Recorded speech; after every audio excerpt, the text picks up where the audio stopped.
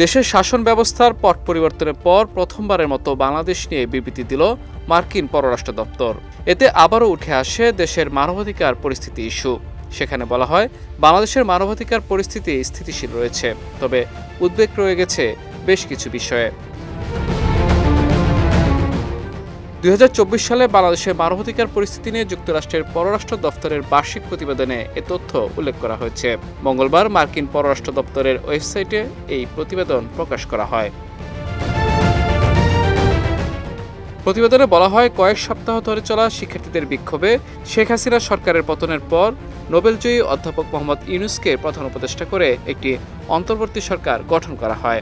আগস্টের কিছু ঘটনার পর দেশের মানবাধিকার পরিস্থিতি স্থিতিশীল হয়েছে, যদিও কিছু বিষয় নিয়ে উদ্বেগ রয়ে গেছে।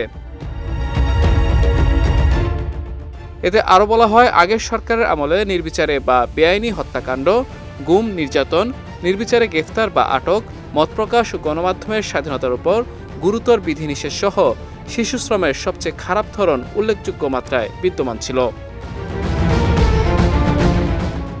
এছাড়া বিগত সরকারের আমলে ব্যাপকভাবে দায়মুক্তির অসংখ্য খবরও পাওয়া গেছে বলে উল্লেখ করা হয় প্রতিবেদনে। অভ্যুত্থানের পর অন্তর্বর্তী সরকার যে মানবাধিকার লঙ্ঘনের অভিযোগে আগের সরকারের কর্তা ব্যক্তিদের গ্রেফতার করে বিচারের আওতায় আনছে, সেই বিষয়টিও প্রতিবেদনে এসেছে।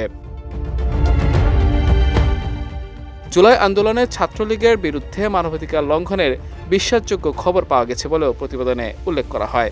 এছাড়া জাতিসংঘের সহায়তায় আন্তর্জাতিক অপরাধ ট্রাইব্যুনালে অপরাধীদের বিচার নিশ্চিতে অন্তর্বর্তী সরকার কাজ করছে বলেও যুক্তরাষ্ট্রের পররাষ্ট্র দপ্তরের বার্ষিক প্রতিবেদনে জানানো হয়েছে।